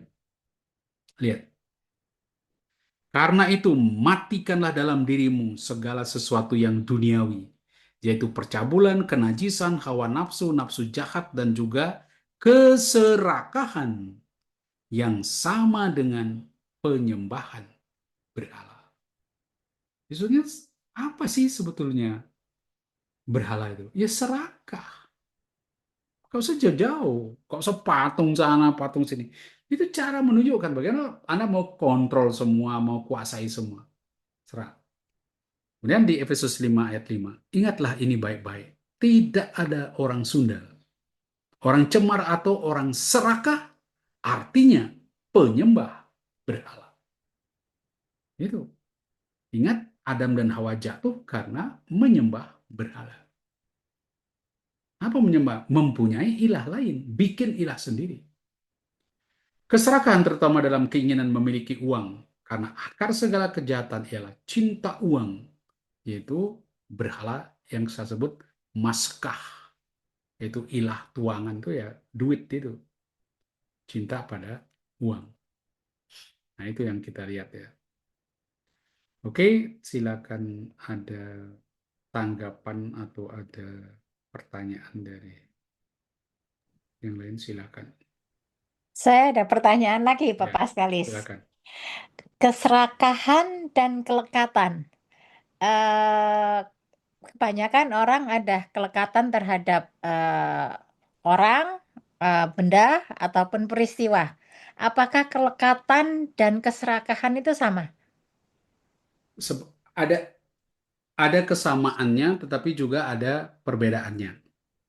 Kalau dia serakah, ya, seorang yang serakah itu kan arahnya itu tidak mau nanti dia mau ambil semua, gitu kan. Jadi ada unsur dia ngambil semua. Kelekatan nanti dari karena dia serakah, dia akan melekat pada barang itu. Akhirnya apa? Dia tidak mau berbagi. Dia tidak mau menyerahkan kepada orang lain. Ya keluar sedikit aja dia nggak berani. Nah, itu. Tapi memang dia korelasinya kuat sekali. Orang yang serakah nanti ada kecenderungan melekat pada apa yang dia miliki. Itu. Nah, itu yang terjadi pada orang kaya tadi. Orang kaya tadi mungkin sebelumnya dia serakah sehingga dia punya duit banyak, gitu Bang. Tapi apa yang terjadi? Yesus katakan jual itu. Nah, kamu tidak terikat lagi pada barang itu karena kamu memasrahkan diri pada Tuhan. Kamu mau melepaskan, tidak lekat pada barang itu. Kan itu yang sulit. Dan orang kaya itu tidak mau karena apa? Hartanya banyak. Maka makin orang kaya memang makin sulit masuk surga. Karena apa? Makin berat untuk melepaskan itu. Tapi bukan berarti mustahil. Makanya saya katakan tidak ada yang mustahil. Justru kalau orang kaya mampu membebaskan dirinya dari kelekatan itu, dia justru lebih hebat. Dia justru lebih hebat. Tidak ada yang mustahil. Saya katakan tidak mustahil. Itu. Korelasinya dekat ya, keserakahan dan Iya, kelekatan yang jadinya dekat ya. sekali. Dekat Dekat sekali. ya. Hmm. Ya, terima Nanti kasih, Pak. kaitannya itu dengan berbagi. Karena Eh, orang katakan kalau kamu serakah, biasanya juga sulit berbagi kan, karena dia ada eh. kelekatan di situ. Ya, Ya, terima kasih Pak Paskalis. ya sama-sama. Nah, ini kan Yesus nanti katakan ini semua bagaimana Yesus melihat. Ya, di pemahaman yang keliru sekali lagi dia katakan teks-teks di 10 firman itu mengapa Yesus hanya mengutip yang jangan ini karena perintah pertama itu yang dikaitkan dengan firman pertama itu kan anugerah. Lalu berhala itu adalah dasar bagaimana Anda melakukan apa itu hal-hal yang lain itu, yaitu apa? Jangan serakah dan sebagainya ya, supaya yang lainnya tindakan-tindakan lain itu dijiwai oleh semangat itu. Itu nanti yang mendasari tindakan-tindakan lain. Nah ini, kemustahilan unta dan lubang jarum. Kan Yesus katakan, ya ini saya katakan tadi ya, Yesus memiliki pengikut kaya. Ya. Jadi jangan berpikir kaya itu lalu Anda tidak bisa masuk surga. Justru terbalik. Tantangannya lebih banyak, tapi kalau Anda berhasil, Anda justru lebih hebat. Saya pernah katakan, orang yang rendah hati, kalau dia kaya, kalau dia miskin, atau sederhana, tidak punya apa-apa, dia rendah hati, itu belum tentu. Dia bungkuk-bungkuk, apa. Itu kan karena dia tidak mampu, karena dia miskin, dia rendah, lalu dia tunduk-tunduk. Belum tentu dia sungguh-sungguh rendah hati. Harus diuji. Uji misalnya ketika dia kaya raya, kemudian dia punya jabatan tinggi. Nah, ketika di dalam posisi itu, dia merendahkan diri, dia tunduk-tunduk, dia hormat. Itu baru. Jadi jangan Anda, wih dia baru sopan sekali ya. Lihat dulu. Ketika dia memang situasinya di bawah, ya dia begitu. Karena itu ketika seseorang kaya, tantangannya lebih banyak, dan dia mampu melepaskan itu baru hebat. Situ dia teruji. Ya, di situ dia teruji. Jadi jangan lalu pikir, oh itu orang kaya tidak bisa masuk surga. Salah. Ini Yesus katakan, seperti gambaran apa unta masuk lubang jarum. Kan sulit, tapi bukan mustahil. Bisa. Dan kalau itu bisa, luar biasa. Kan itu. Jadi jangan khawatir ya, orang kaya pun bisa masuk di situ. Dan bahkan lebih hebat. Nah, saya katakan, di keserakahan adalah menyembah berhala. Ketika saya rumuskan, itu tidak ada seorang serakah, artinya menyembah berhala, yang mendapat bagian di dalam kerajaan surga. Itu Paulus keras katakan. Nah ini, apa yang kita bisa simpulkan ya, kalau saya rumuskan di sini, saya coba tunjukkan ya, garis pemikiran yang berkaitan dengan berhala. Jangan lupa ya, sekali lagi, ini dosa yang paling berbahaya dan paling esensial di dalam perjanjian lama. Ini penjara abadi kekayaan. Ini penyakit manusia memang. Ya, pertama dia menabung tanpa batas, akumulasi harta. Nah, setelah dia menabung banyak, duitnya banyak, hidupnya penuh kecurigaan, paranoid. Ini datang, ini datang. Ya, pernah ada satu orang kaya itu dirasani oleh teman-temannya. Dia bilang, kenapa ya kalau dia jalan tuh nunduk-nunduk terus, tidak mau nyapa orang, sombong sekali mentang-mentang kaya. Ternyata apa? Dia tidak mau baik-baik dengan orang karena dia curiga. Nanti kalau dia baik-baik sama orang, orang lalu ngutang kepada dia, pinjam duit. Jadi dia belum apa, nanti saya baik-baik, wah dia datang pinjam uang. Nah ini dah, paranoid di sini ya, kecurigaan. Karena apa? Memang dia mungkin tidak punya konsep tentang jangan menyembah berhala itu. Makna dari jangan menyembah berhala, jangan diperbudak oleh sesuatu. Jangan dikuasai, jangan mau menguasai sesuatu. Ini curiga. Lalu ini kehilangan afeksi. Ini orang kehilangan afeksi, lihat orang susah. Oh itu dasar malas, goblok. Nah itu, tidak mau usaha, tidak mau kerja keras. Nanti itu, tidak ada afeksinya.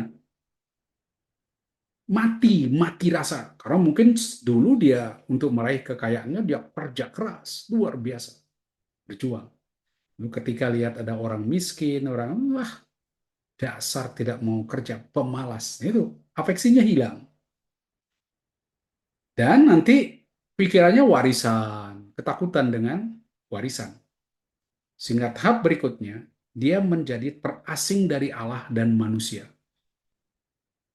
Ini kan bahaya. Tembok rumahnya tinggi-tinggi sekali. Sulit dijangkau, sulit dilewati. Nah, syukur oke lah tembok demi keamanan, tapi kamu terbuka nggak menerima orang? Jangan-jangan ketika orang datang sudah curiga, orang ini mau pinjam uang. Ini, ini dia menjadi tahanan abadi dari uang itu sendiri. Uang itu nanti menjadi tuannya. Jadi, karena itu, ini dikatakan ya, ada satu cerita di satu tak ya, dia bilang ada suatu orang ya untuk menaungi pakaian dari tikus, ia memelihara kucing. Untuk kucing, ya butuh sapi supaya ada yang dimakan. Untuk sapi, ia butuh pembantu. Untuk pembantu, ia butuh istri. Nah, itu nggak habis-habis, nanti istrinya banyak. Ya. Ini pepatah Sanskerta bahwa kebutuhan itu tidak pernah selesai. Jadi sekaya apapun Anda, tetap kurang. Tetap kurang. Ya, selalu ada yang masih belum dimiliki. Kan itu. Makin banyak keinginannya, ya makin miskinlah dia. Karena makin banyak yang tidak terpenuhi.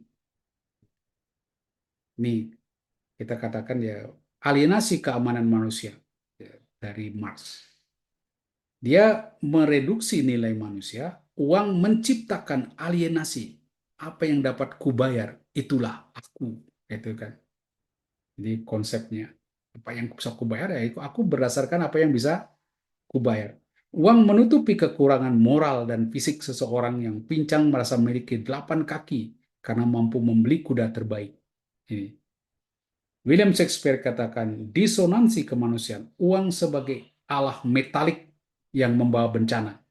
Ia adalah pelacur kemanusiaan yang menciptakan ketidakharmonisan antar bangsa-bangsa. Ini. Sekarang kita lihat dimensinya, ya, dimensinya itu kuasa mamon. Ya. Ini dia penilaian menilai esensi manusia dari kapasitas daya belinya. Manusia menilai manusia dari kapasitas ini kasih. Ini yang sebenarnya harus kita lihat.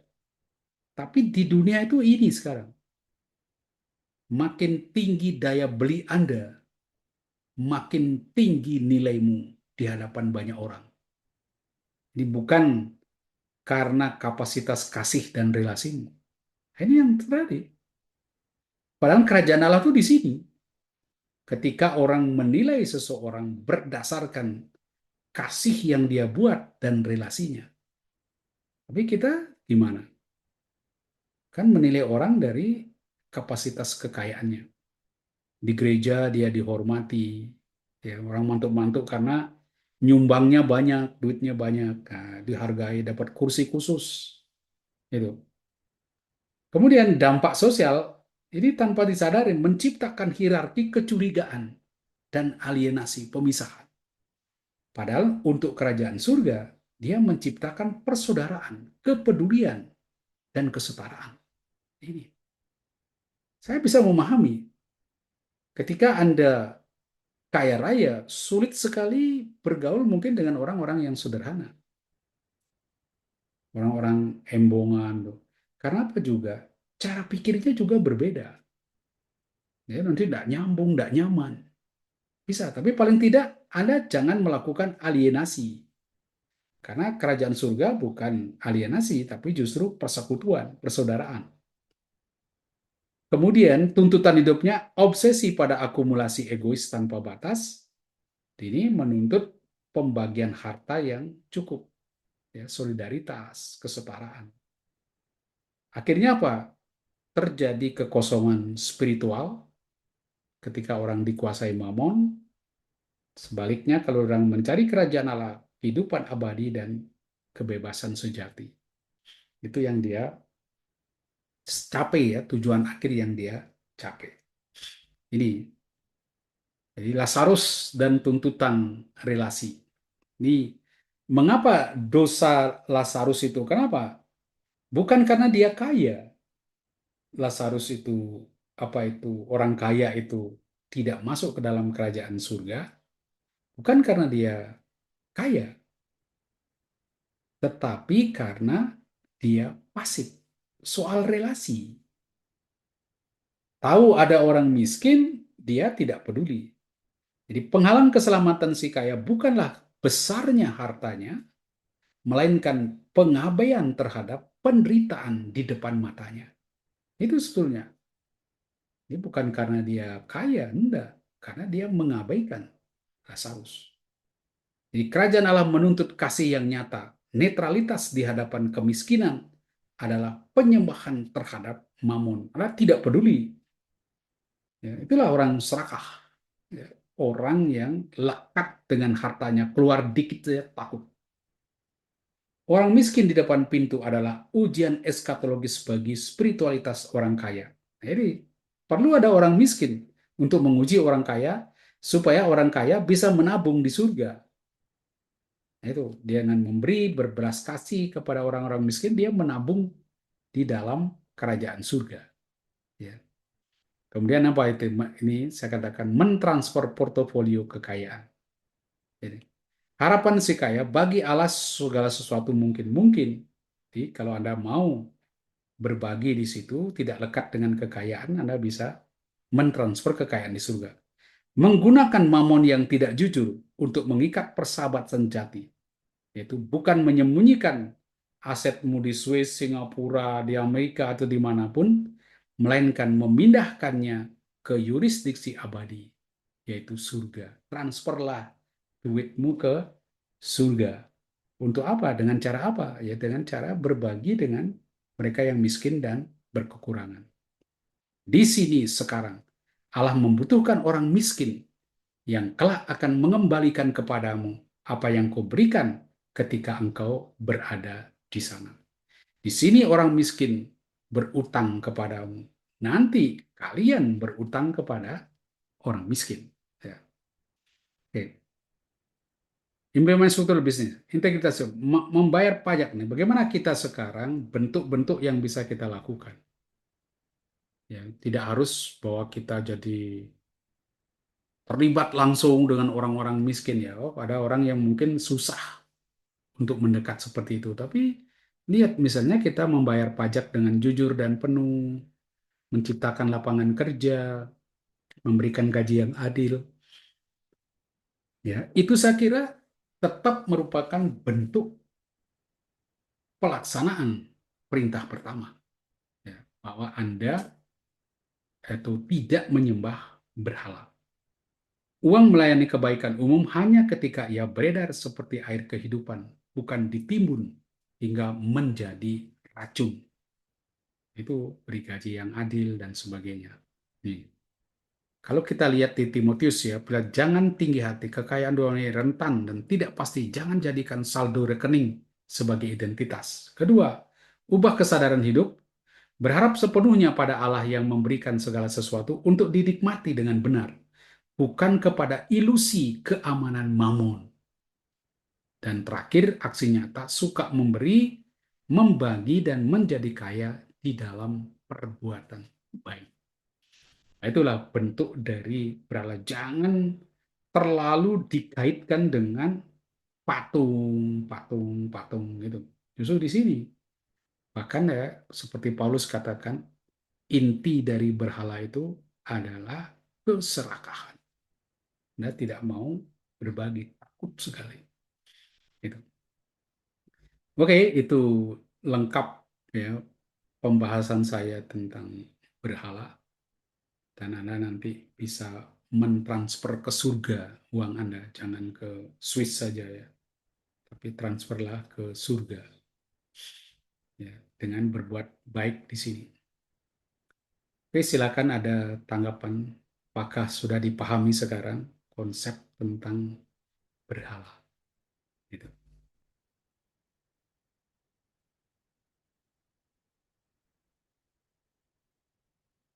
Jadi apa? Kada lihat inti dari berhala itu apa? Mana Bu Wiwi? Apa Bu Wiwi? Inti berhala itu apa?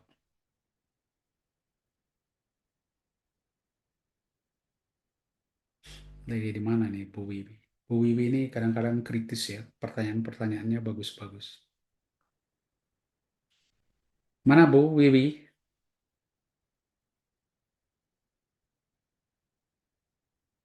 Oke, siapa yang kalau Ibu Wiwin Ya, Pak. ada pertanyaan atau bagaimana Ibu memahami sekarang apa yang dimaksud dengan berhala?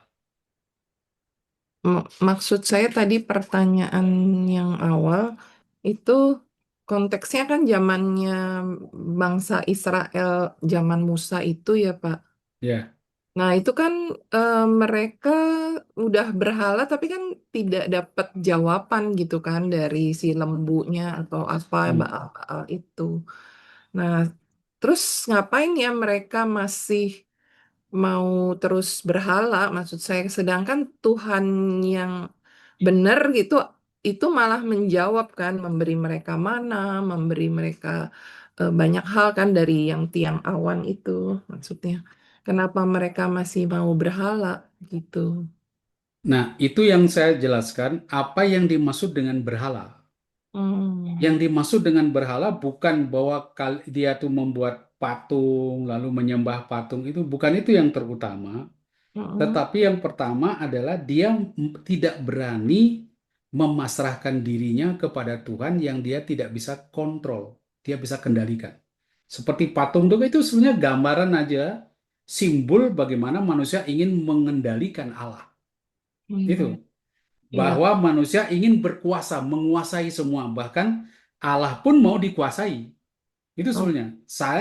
Dia menjadi ilah lain, punya ilah. Siapa ilah lainnya? Saya. Kenapa? Saya mau menguasai Allah. Saya mau Hmm. ngontrol. Seperti lembu itu saya bisa balik. Itulah saya katakan ungkapan keinginan manusia yang mau menjadi maha kuasa. Mau menguasai semua, termasuk Allah pun. Akhirnya apa? Dia menjadi ilah lain. Yaitu Oke. siapa ilahnya? Ya saya. Nanti oleh Paulus dikatakan ilahnya manusia nanti yang disembah oleh manusia yang dia tidak mampu kendalikan, yaitu apa? Uang. Itu keserakahan. Itu Hmm. nanti di Paulus di perjanjian baru. Itu sama. Menurut saya tuh Paulus tuh pinter sekali menangkap apa yang dimaksud dengan berhala. Karena memang berhala itu sebenarnya ya serakah, bukan soal menyembah patung. Bukan itu. Tapi soal orang serakah. Jadi Gitu. kalau zaman sekarang ini berhalanya seperti yang tadi Bapak contohkan ya, uang, Iya. jabatan, mungkin ya Hmm. Pak, seperti Ya, itu ya, ya di sana. kekuasaan. Nah, mengapa saya katakan demikian? Aneh kan, kalau ibu lihat patung, masa ibu langsung berpikir tentang Allah itu? Kan enggak kan? Coba aja, hanya orang gila menurut saya lihat patung gini, Allah tuh patung itu kan enggak. Ya. Nah, tapi bisa menjadi bahaya ketika misalnya orang menggambarkan Allah seperti patung tertentu ya. Misalnya, Allahnya seperti Bapa yang gagah gitu ya, yang berwibawa. Lalu menggambar, Allah cuma seperti Bapa. Dia tidak bisa seperti ibu. Nah, itu udah berhala. Karena dia memasukkan Allah ke kategori tertentu. Akibatnya apa? Ketika orang berkata Allah seperti ini, dia nggak terima. Itu yang saya kaitkan dengan teroris tadi. Teroris itu itu bentuk berhala yang luar biasa. Dan kita ini ke sana larinya. Mengapa Hmm. kita berkelahi antara agama yang satu dan agama yang lain? Karena diam-diam kita menyembah berhala. Karena kita pikir Allah tuh harus begini. Kita Jadi masukkan musuh. ke kategori tertentu. Ketika orang lain bilang Allah tuh begini, enggak bisa, saya bunuh kamu lah. Nah, itu kan sudah menghakimi. Hmm. Seakan-akan enggak boleh begitu. Padahal Allah bisa begini, bisa juga begitu. Begitu. Nah, itu. Nah, orang Pak, kalau memahami baik apa itu berhala, saya kira mereka tidak akan sampai jadi teroris. Ya, ini kan teroris kita banyak sekali. Tidak ya, memahami berhala itu. Itu. Papa sekali berarti cara pikir hitam putih itu yang berbahaya ya Pak. Ya, hitam putih tapi mengabsolutkan. Jadi, Iya. jangan lupa ya, gambaran-gambaran kita. Yang absolut itu kan cuma Tuhan. Hmm. Yang punya kebenaran absolut itu sebenarnya hanya Tuhan. Kita kan, kebenaran kita kan relatif. Tidak mampu kita sampai, saya katakan, sekarang bagi saya itu benar. 10 tahun lagi, 20 tahun lagi, 30 tahun lagi. Bisa jadi saya katakan, saya keliru dulu. Ya kan? Karena pengetahuan. Tapi untuk sekarang saya benar. Tapi 50 tahun kemudian orang bilang, goblok sekali pas kali itu ngomong apa. Ya kan? Bisa, karena apa? Kebenaran seperti gereja dulu. Saya beri contoh gereja dulu. Gereja dulu katakan apa? Kitab Pentateuch itu ditulis oleh Musa. Siapa berani bilang tidak oleh Musa, bunuh, Ya, hilang lehernya. Sekarang apa? Oh, salah gereja. Ternyata Pentateuch tidak mungkin ditulis oleh Musa seorang diri. Nah, itu loh. Kan padahal dulu berapa tahun-tahun kekeh begitu. Nah, ini yang saya katakan, ketika kita mulai berpikir absolut, memutlakkan ini, bukan hanya kita tidak menjadi orang yang rendah hati, kita menjadi sok jagoan, kita sok kuasa. Semua yang lain kita mau habisin. Ini bahaya, maka berhala itu berbahaya sekali.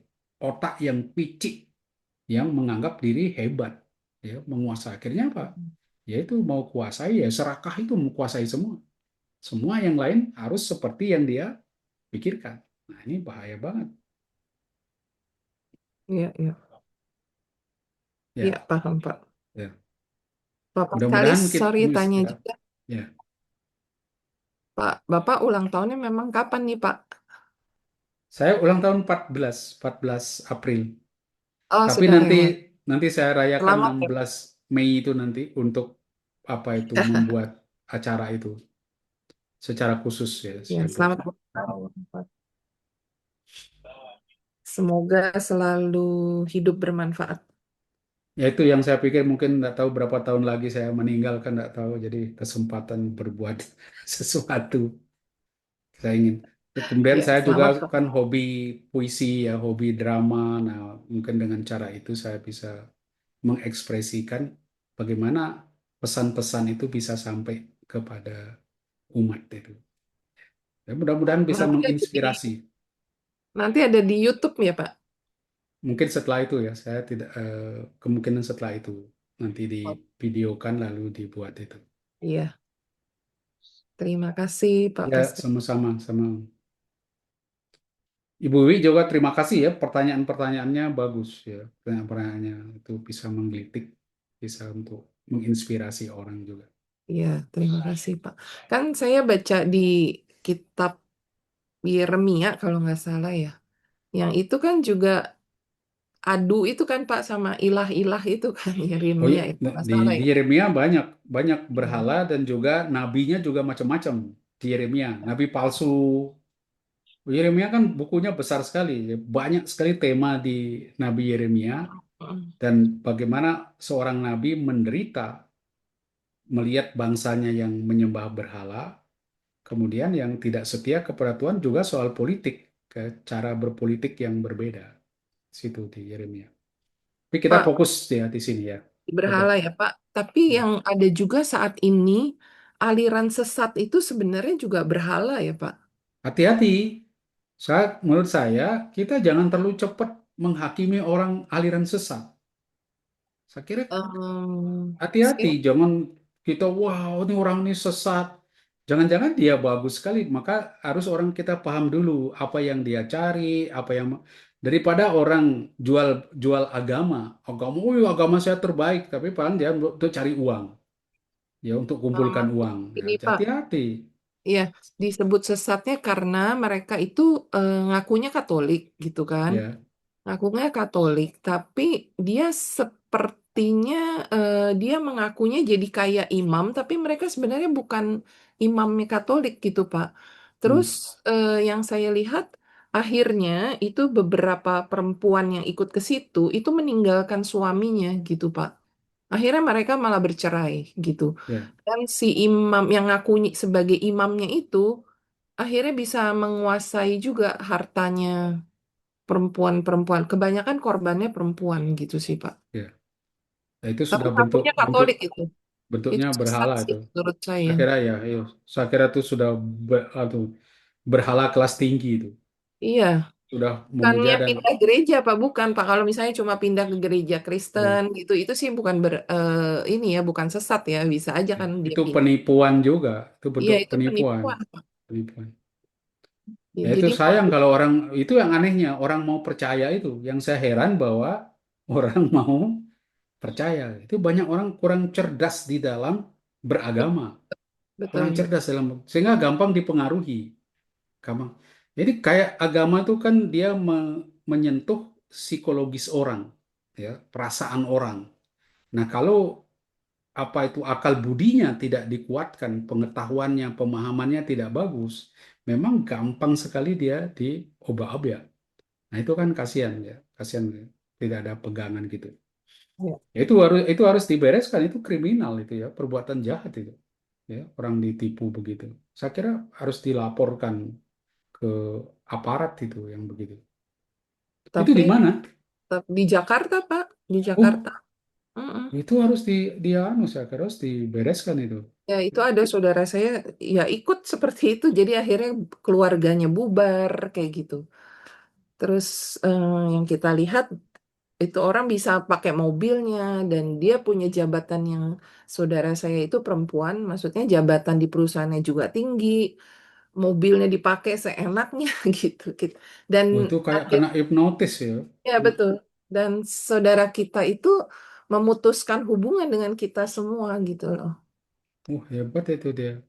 Iya, nggak tahu deh dicuci otaknya seperti apa gitu sih.